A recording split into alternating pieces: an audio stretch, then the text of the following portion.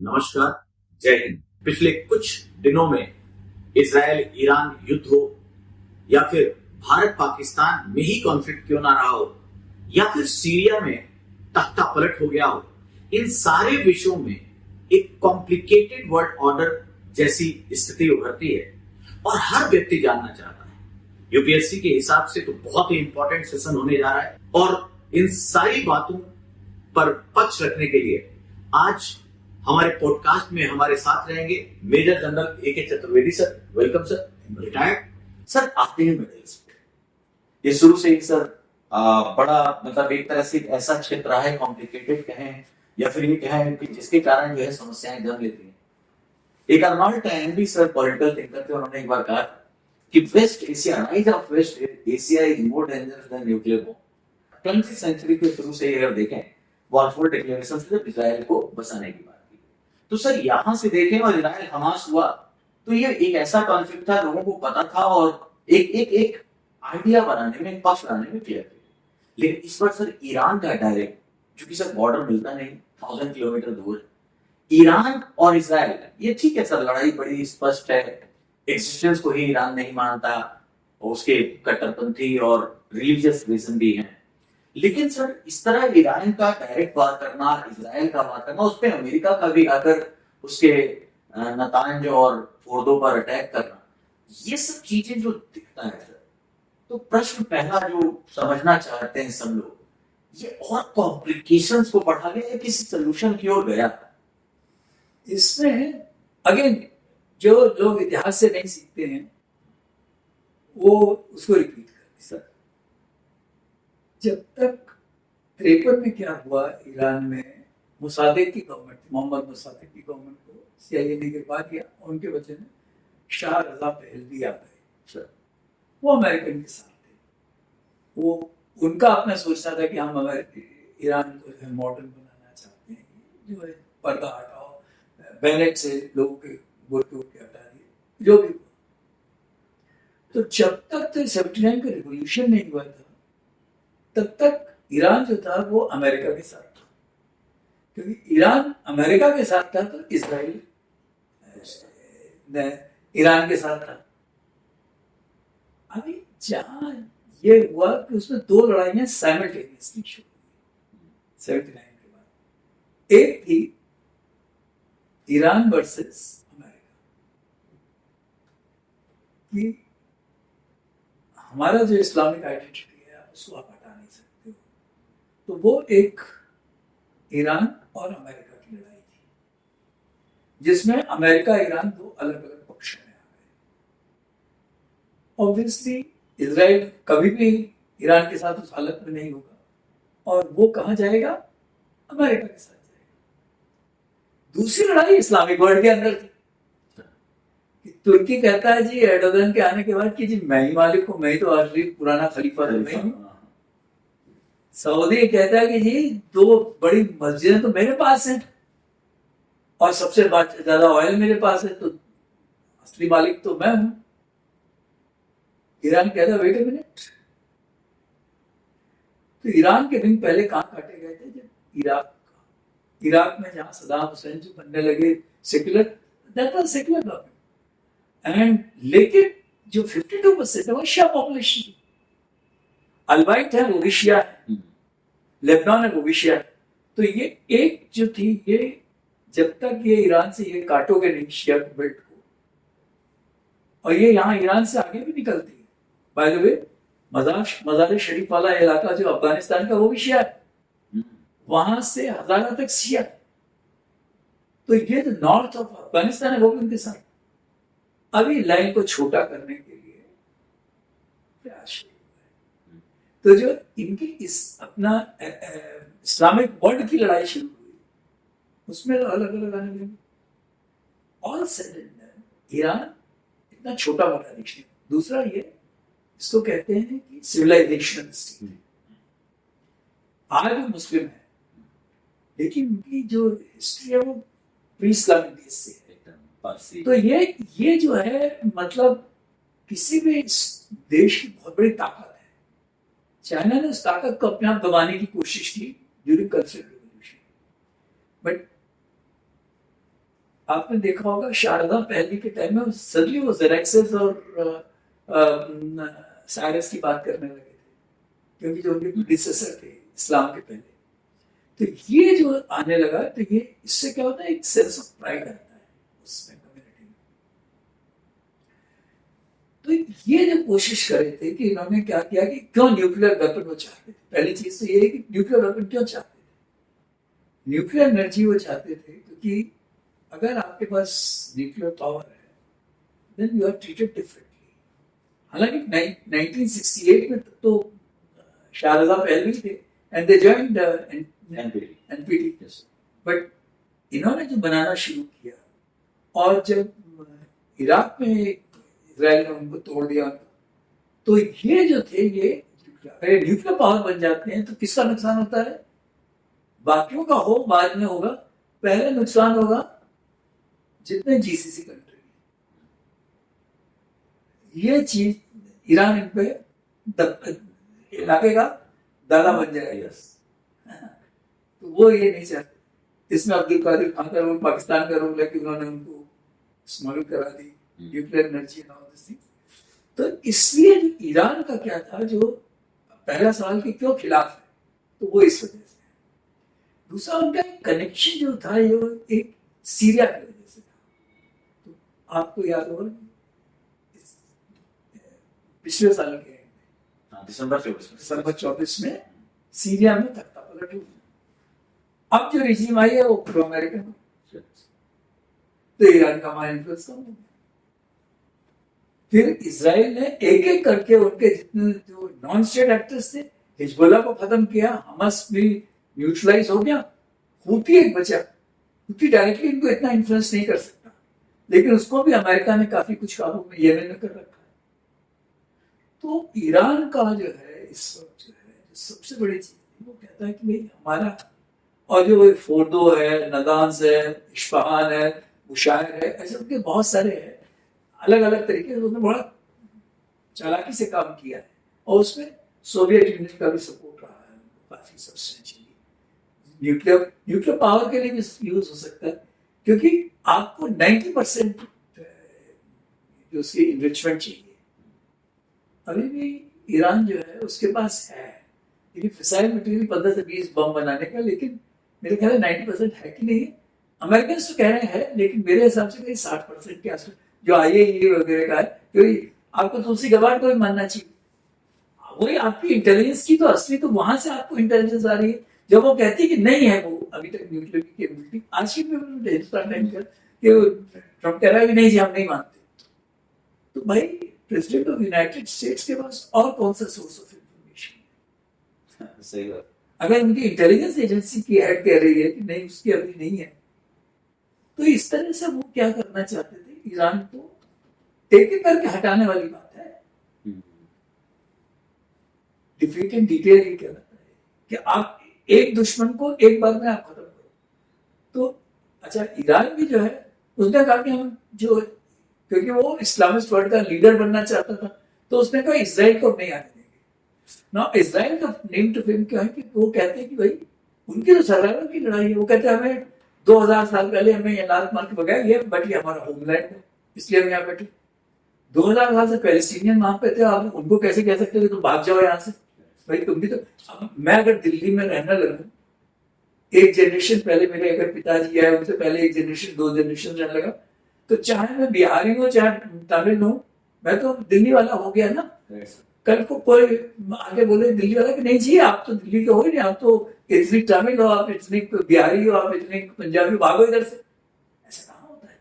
तो वो जो कॉन्फ्लिक्ट है वो एक बहुत बड़ी कॉन्फ्लिक्ट है, और इसराइल को सपोर्ट करते रहेंगे, क्योंकि इस वक्त अमेरिका का इंटरेस्ट ये है कि ईरान जो है काबू में आए। ईरान को काबू में आने से फायदा क्या मिलेगा? रशिया को नुकसान, क्योंकि जितना लोअर एंड ऑफ टेक्नोलॉजी के वेपन से वो रशिया को वो ये दे रहा है, शायद सीरीज ऑफ ड्रोन्स वगैरह वो भी दे रहा है। तो ये एक दूसरी क्वेश्चन की, मतलब इसको कहते हैं ना, जिसको एक मैं आपको इंटरेस्टिंग फैक्ट बताता हूँ। ये कहीं मैंने कहानी पढ़ी थी। एक बार क्या हुआ कि चाणक्य और चंद्रगुप्त मौर्य ने कहा कि भाई नन डायनेस्टी जो है ये बेकार है, इसको हटना चाहिए। तो उन्होंने एक रैगटैग आर्मी बनाई और अटैक किया कहाँ पे, सीधे पार्टी। तो मजबूत पार्टी, ये हार गए, हार के भागे।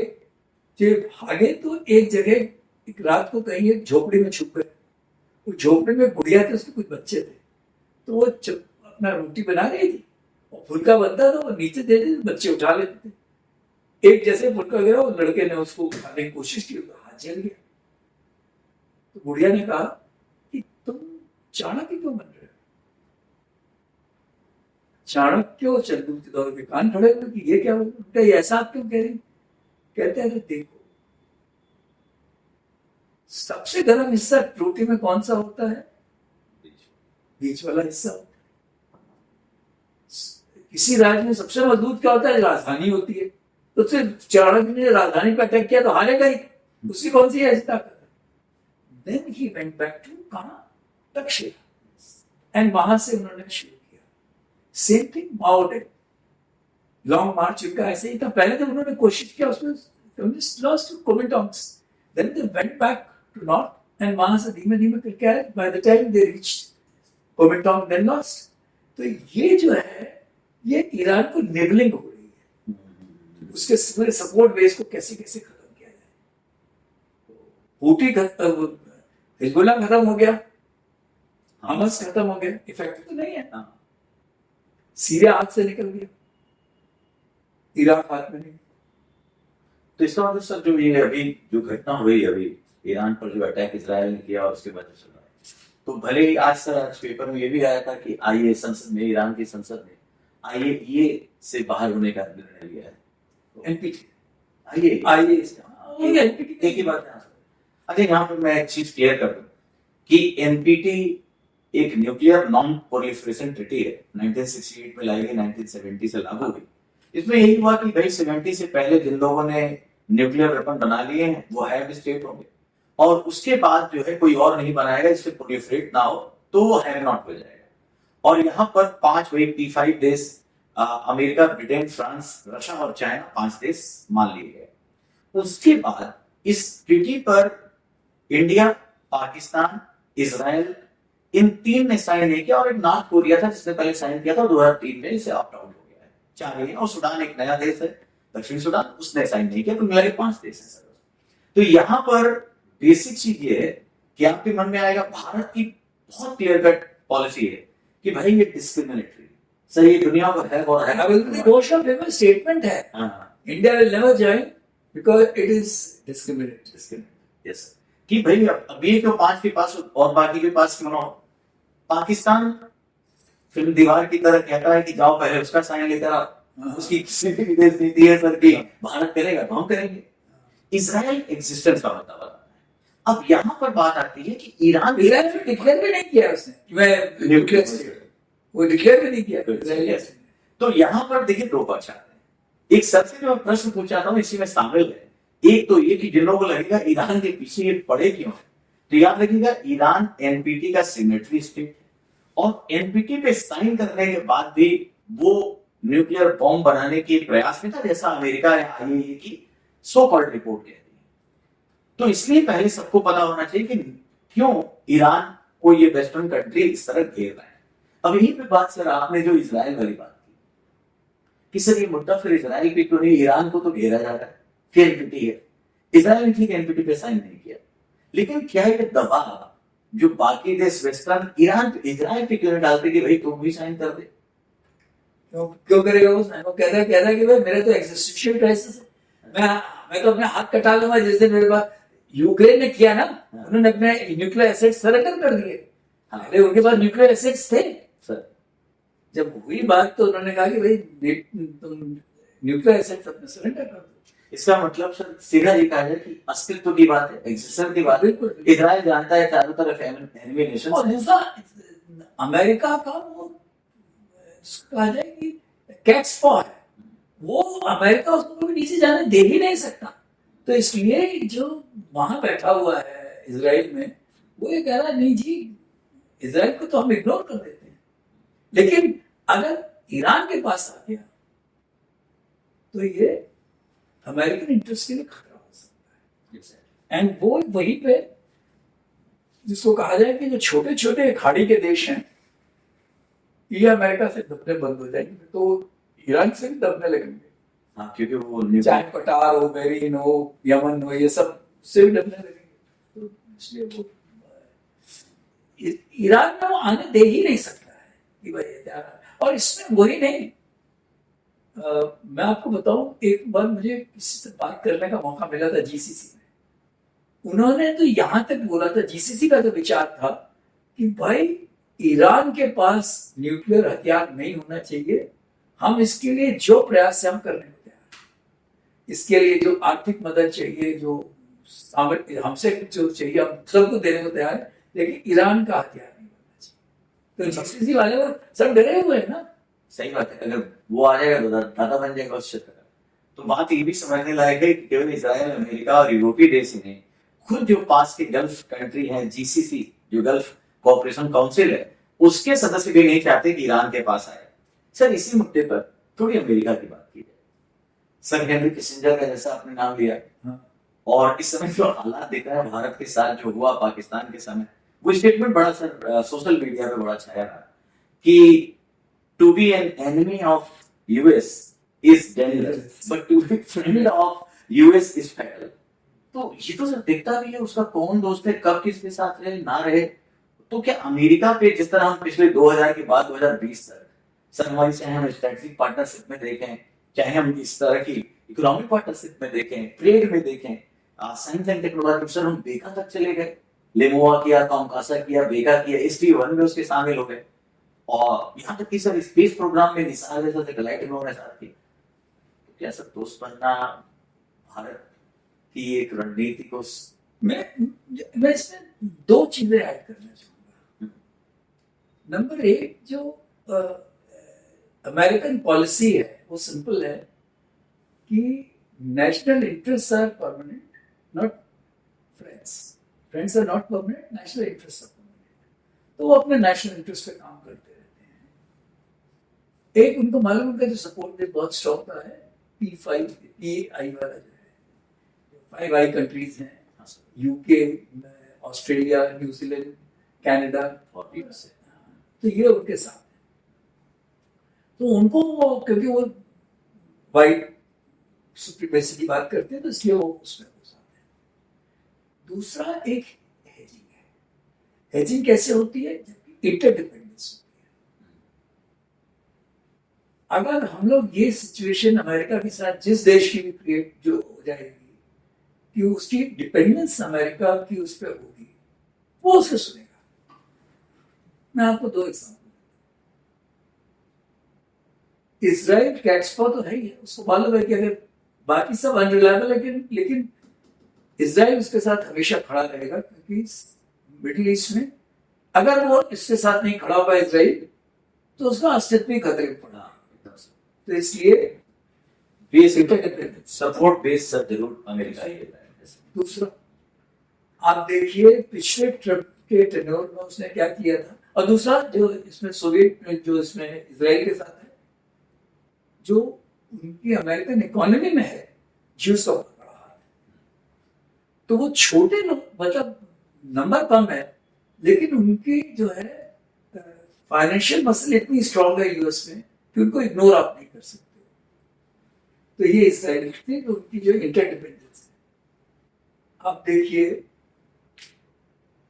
50 के दशक में पाकिस्तान ने अपने को बिल्कुल अमेरिका के साथ जोड़ दिया। 1954 में सीएटो सेंटो बने, अमेरिका पाकिस्तान का हिस्सा बन गया। 60 में कौन सी ट्रीटी हुई? इंडस वाटर ट्रीटी, जो कि बिल्कुल अनबैलेंस है। अनबैलेंस सर मैं पूछूंगा अभी। हाँ, मैं एक दूसरी चीज अभी बताने की कोशिश कर रहा हूं। लेकिन वही ट्रम्प अपने पहले टेन्योर में कहने लगे कि ये तो बिल्कुल, चाहे वो क्लिंटन से लेके जितने भी आए प्रेसिडेंट, सारे पाकिस्तान के खिलाफ थे। वही जैसे फेमस स्टेटमेंट है हिलरी क्लिंटन का कि if you rear snakes in your backyard, it's not that they will not bite you.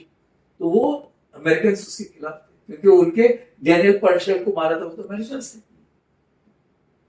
लेकिन आज के टैरिफ लड़ाई के बाद क्या होने लगा कि जो रेयर अर्थ के जो अवेलेबिलिटी है, चाइना ने कहा कि हम उसको कंट्रोल करेंगे, स्टेट ने कहा, पहले तो ट्रेड के रिलेशन थे, अब वो नहीं हो रहा, ये तो पूरी इंडिया की इकोनॉमी बैठ जाए, तो इसलिए उनको वो कहीं से और से चाहिए, वो पाकिस्तान में है क्रिप्टो करेंसी, उसकी डिपेंडेंस। तो जहां अभी फिर से इंटरेस्ट आने लगे, या जब जवाहर हक के टाइम में सोवियत यूनियन को उसको करना था, तो हम पाकिस्तान उसके लिए एक, तो ये जो हेजिंग है ये बहुत इंपॉर्टेंट है। अच्छा, आप देखिए बाइडेन के टाइम में बांग्लादेश क्यों हुआ?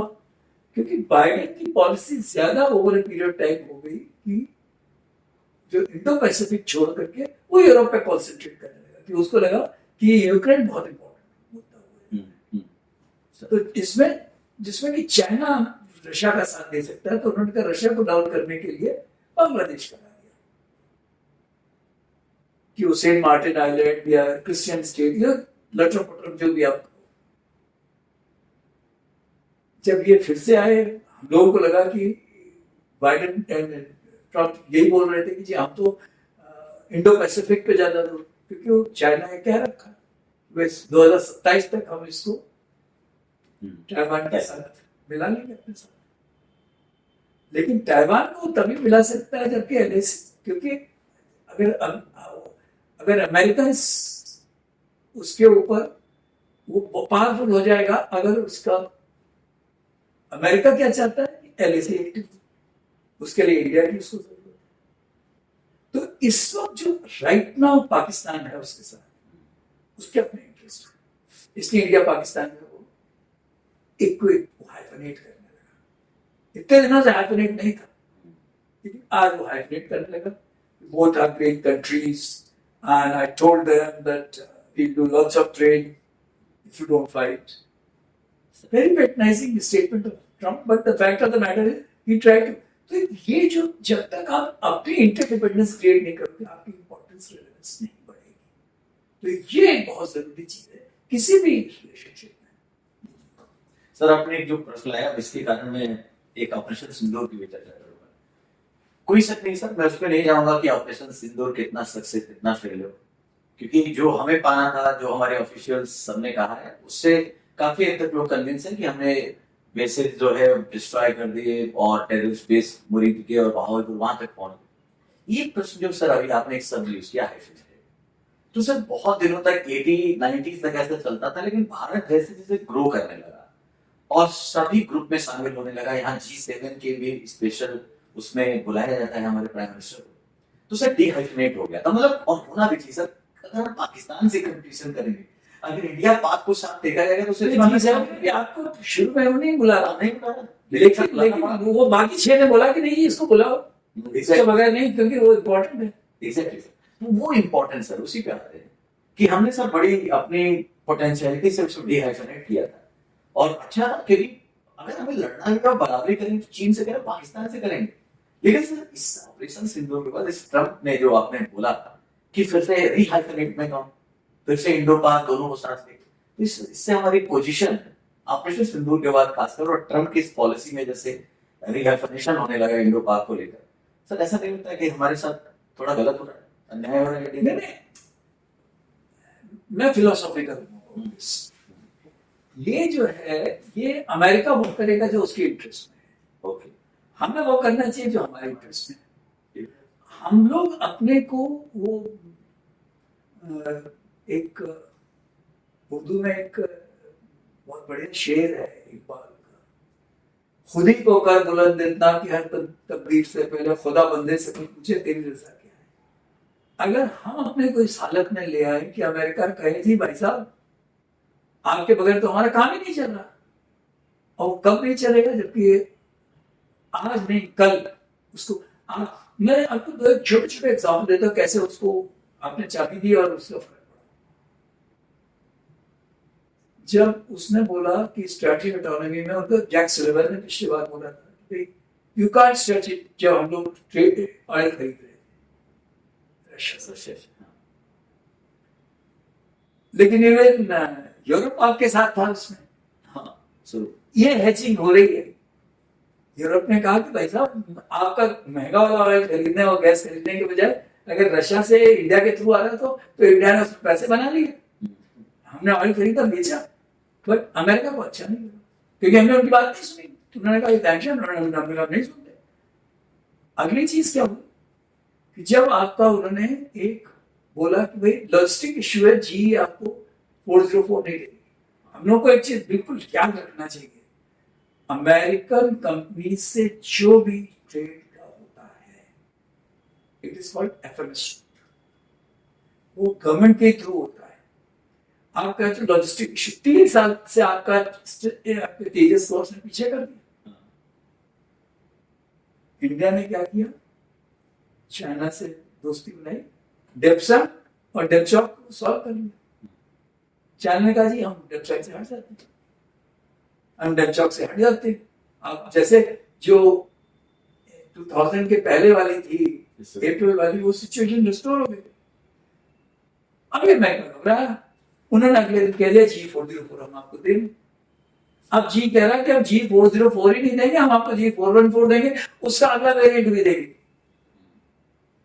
क्योंकि उसको मालूम है कि अगर G404 हम आ गया और स्पेशल पोस्ट तो नहीं दोगे तो हमारी जो इनोवेटिव स्किल्स हैं, आप देखिए कि आयरन तो फेल हो गया, हार्ड भी कोई सक्सेसफुल नहीं हुआ, लेकिन हमारे यहाँ तो उनकी कोई मिसाइल घुस नहीं पाई।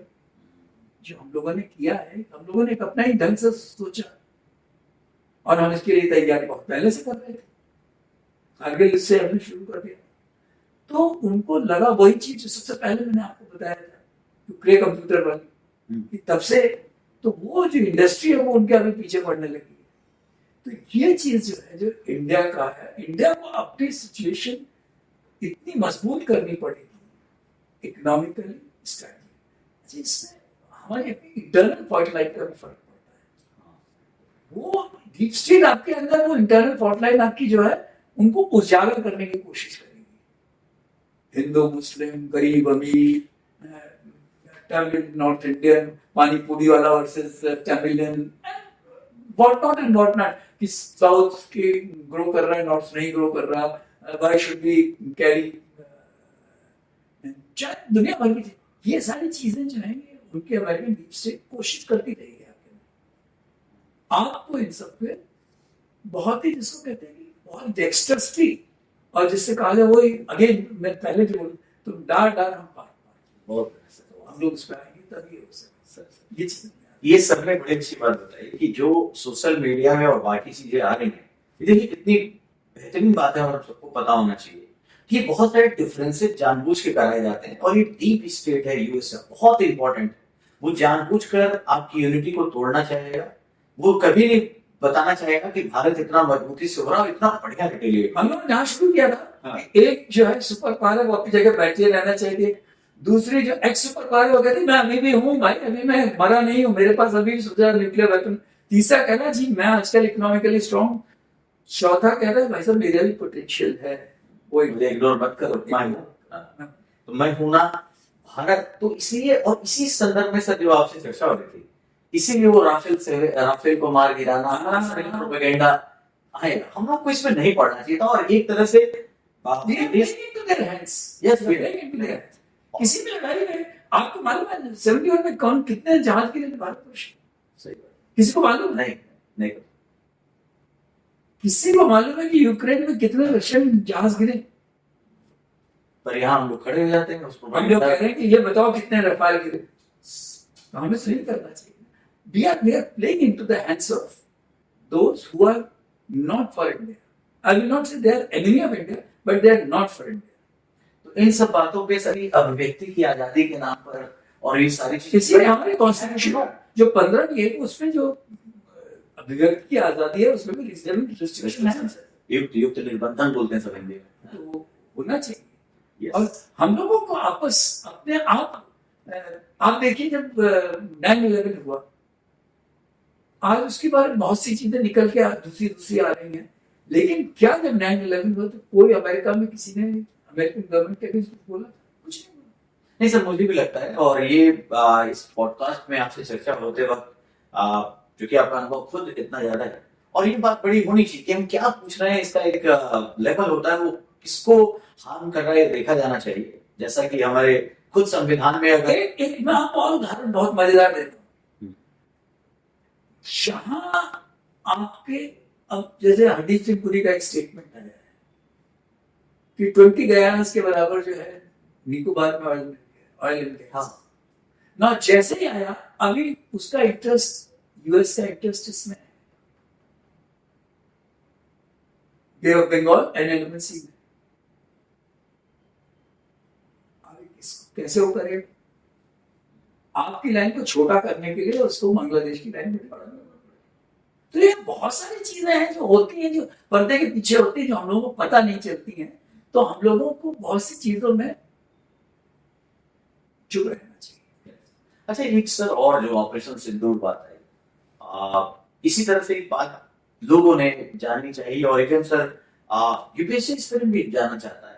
उसको लगता है कि ऑपरेशन सिंदूर में कहीं ना कहीं जो इंडियन डिप्लोमेसी जल्दबाजी हो गई। एक तो सर इमोशनल था कि 2-4 दिन और मारते तो मार ही देते, और दूसरा वो सीज फायर में ट्रम्प साहब का अपना नोबेल प्राइज का जो इशू है, उन्होंने आगे मैंने किया मैं। तीसरा प्रश्न सर एक और आता है, वो ये आता है कि लोग जानना चाहते हैं कि क्या अभी तक इंडिया में ज्यादातर कोई ना कोई साथ दे रहा था, लेकिन इस बार ऐसा हुआ कि पाकिस्तान के साथ कहीं टर्की, कहीं चीन, कहीं ईरान, कहीं अजरबैजान खड़ा है, लेकिन भारत के साथ कोई ऐसा खड़ा नहीं था। मतलब बाईस खिलाफ कौन खड़ा था?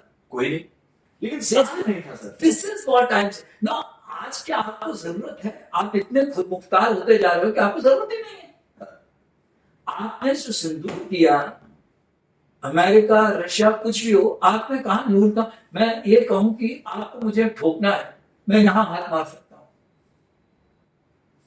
आपको मैं मैसेज दे रहा हूं कि यहां मार सकता हूं तो यहां पे भी मार सकता हूं। जब नूर खां, सरगोदा और मैं आप बोलारी में गए हो, तो जैकोबाबाद में गए हो, तो उसका जैकोबाबाद पे जाने का मतलब यह है कि आप उसके F-16 को भी नुकसान पहुंचा सकते हो। बोलारी के जाने का मतलब है कि आपने उसके जो एवैक है या उसके इक्विवेलेंट है, सैम 2000 जो है, उनको आपने उड़ा दिया।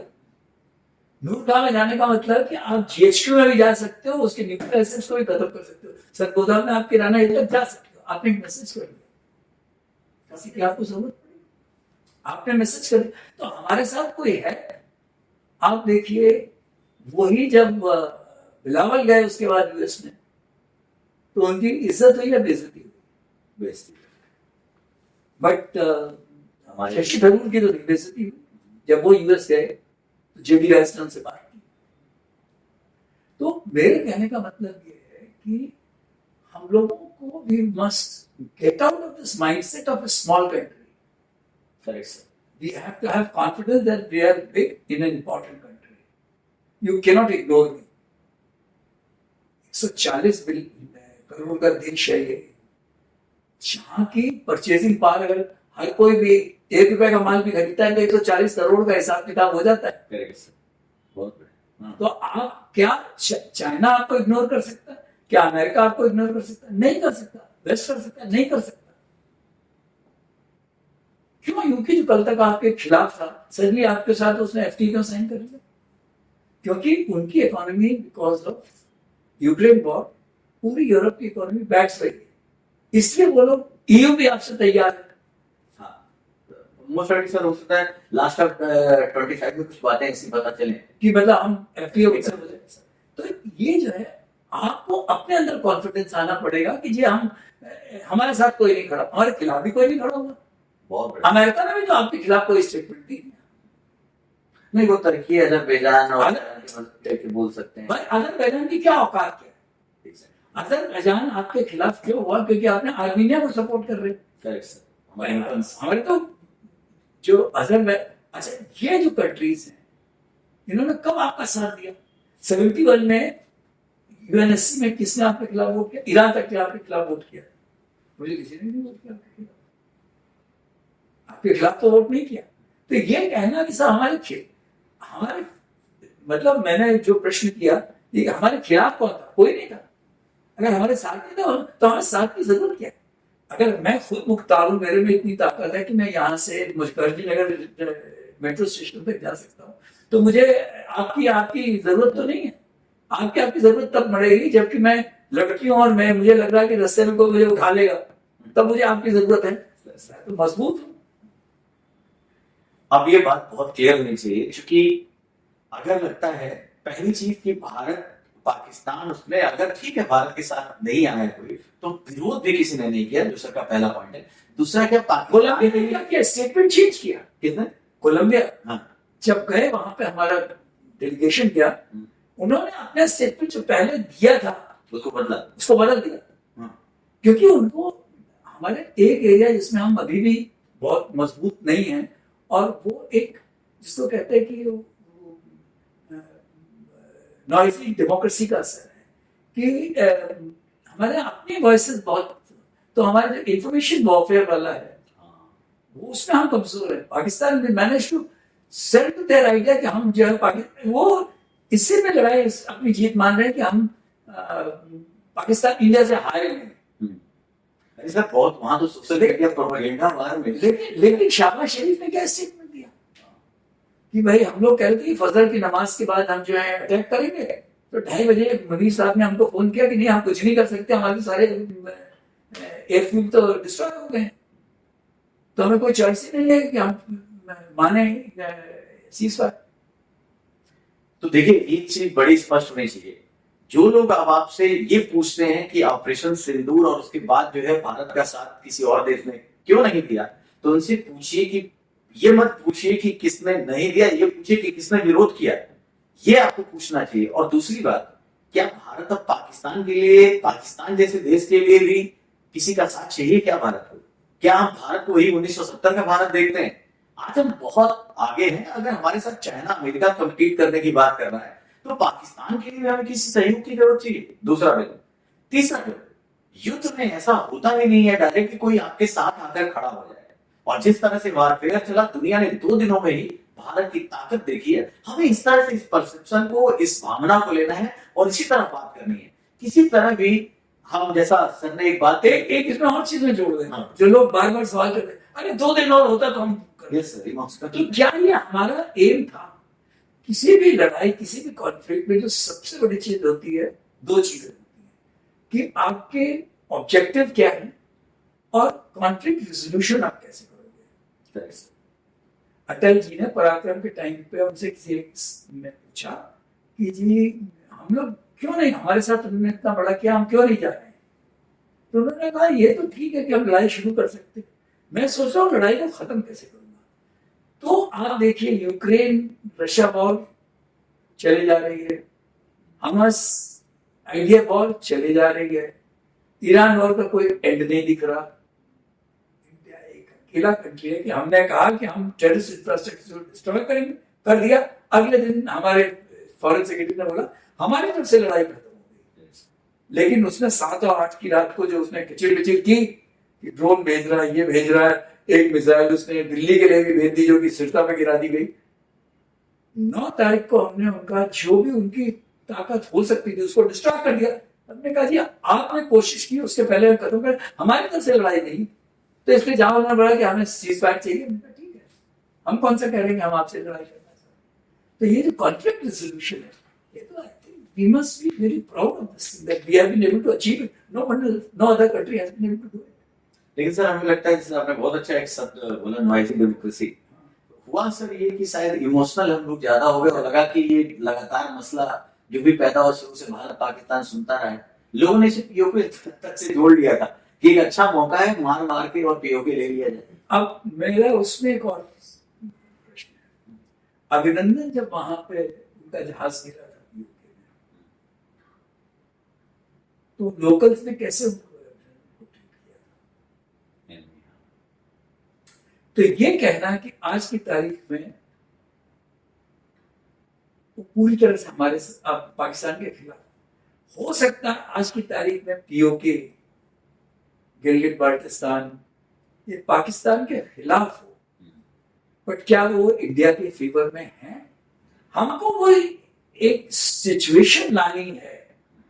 इसमें एक स्टेटमेंट कहीं मैंने पढ़ा था, मैं उसकी कोई वेरासिटी पे नहीं कर सकता हूँ। आई बिलीव 5 अगस्त 2019 के बाद एक बार प्राइम मिनिस्टर एलसी पे गए, उन्होंने कहा इसको इतना चपका लो कि वहां के लोगों को लगे जी हम तो अंधेरे में रह रहे हैं, भारतवर्ष जो है जो इंडिया के कब्जे वाला, उनके हिसाब से इंडिया के कब्जे वाला कश्मीर है, उसमें अमन है। तो हम जब आज उनकी तारीफ, वहां क्या नारा है, ये जो दहशत गर्दी है इसके पीछे वर्दी है, इसका मतलब वो खिलाफ हो रहे हैं पाकिस्तान के खिलाफ। हमें इस स्टेज से उनको नेक्स्ट स्टेज पे लाना है जब वो कहे जी, जैसे सिक्किम ने बोला था कि हम इंडिया के साथ आना चाहिए, कितना पीसफुल ट्रांजिशन हुआ था। 70 में इंदिरा गांधी के साथ जब सिक्किम आया है, उन्होंने एक समय आ गया, बांग्लादेश कब बना, 56 से लड़ाई चल रही थी, वो भाषा की लड़ाई और कल्चर की लड़ाई 1956 से चल रही थी, लेकिन जाकर के कब बना, 1971। तो कारण क्या है कि जब तक लोकल आपके साथ नहीं है, एकदम सही, तो इसलिए ये कह रहा कि हम पीओके पे कब्जा कर लोगे, आपको 5 लाख फौज वहां बैठानी पड़ेगी उसको काबू में रखने के लिए। क्या आप चाहते हो? हम तो ये चाहते हैं कि हमारी कैपेबिलिटी है, कोई पोटेंशियल एंड प्रोबेबिलिटी। पोटेंशियल है कि हम कब्जा कर सकते हैं, लेकिन प्रोबेबिलिटी ये है कि हम तब करेंगे जब वहां के लोग कहें कि हम आपके साथ आना चाहते हैं। एंड उसमें बहुत सी चीजें हैं जो हमारे फेवर में होने लगी हैं, उसके बारे में हम लोग अलग से भी बात कर सकते हैं। मेरे ख्याल से ये पहलू बड़ा क्लियर हो गया होगा कि भारत की कूटनीतिक हार थी या नहीं। और एक सब और दृष्टिकोण था जो शशि थरूर ने भी कहा कि ये इसको इस नजरिए से देखना बंद कीजिए कि ये मोदी की नीति है, ये विदेश नीति है, ये भारत की विदेश नीति है, ये राष्ट्र की विदेश नीति है। ये विदेश नीति किसी व्यक्ति की नहीं होती है, किसी पार्टी की नहीं होती है। और ये भी परिष्कृत करके थोड़ा सा वो सर डिप्लोमेटिक से ज्यादा जो है डोमेस्टिक पॉलिटिकल एंगल होंगे, इस कारण से आलोचना होती है और लेना चाहिए आलोचना के रूप में। क्यों सर? बिल्कुल बिल्कुल। और इसमें कोई हमें मतलब, मैंने बोला ना सबसे बड़ी 3-4 चीजें, जैसे इकोनॉमिक्स, इंटरेस्ट और इंटरडिपेंडेंस, ये 3 चीजें बहुत इंपॉर्टेंट है किसी भी डिप्लोमेटिक एंगेजमेंट में। ये 3 चीजों पे हमें बहुत काम करना है। एक सर चलिए बहुत सोशल मीडिया का क्वेश्चन है, इंदिरा जी होती, लोग कहते हैं कि 1971 में उन्होंने ये कर दिया, अगर ये होती तो इस समय का कुछ और होता, मतलब पाकिस्तान जो है वो ये मतलब इसका सर आंसर वही जो हंसे मतलब देखिए 2 सिचुएशन अलग अलग है। इंदिरा जी ने क्या किया था, जब उनकी बेइज्जती की, उनको बैठाया निक्सन ने 2 घंटे और उसके बाद उनसे कहा मतलब वो ओके चली आई। पहला काम उन्होंने क्या किया था, सबसे बड़ा काम क्या किया था, दैट टाइम जो सोवियत यूनियन था उससे ट्रीटी की। तो आप अपनी स्ट्रैटेजिक ऑटोनॉमी वहीं पर छोड़ के आ गए इंदिरा जी के समय में। तो इंदिरा जी के समय में भी जो हुआ वो एक पर्टिकुलर सिचुएशन थी। 7th फ्लीट का देश से आया था क्योंकि उनको मालूम था कि सोवियत के साथ इनकी ट्रीटी है। तो क्या हम चाहते हैं हम किसी के साथ ट्रीटी करें जिससे कि हम उसमें, आप किसी के साथ जब भी ट्रीटी करोगे तो आपकी अपनी स्ट्रेटजिक ऑटोनॉमी कहां रह जाएगी। तो 2 सिचुएशन बिल्कुल अलग अलग है। इंदिरा जी के समय में ये हुआ, कारगिल में क्या हुआ, अटल जी ने बोला कि हम एलसी क्रॉस ही नहीं करेंगे, अमेरिका से आपको सपोर्ट कर नहीं, उसी की वजह से तो नैवाइसी आया। आपने जीपीएस डेटा मांगा, उन्होंने रिफ्यूज कर दिया। इस बार उनको लग रहा था कि भाई जीपीएस का डेटा मांगेंगे तो हमें पता चल जाएगा इनकी कहाँ क्या है। हमने कहा तुमने कुछ चाहिए ही नहीं, हमारा अपना नाविक है। तो आज की तारीख में जो सिचुएशन है ये वो नहीं है जो 71 में।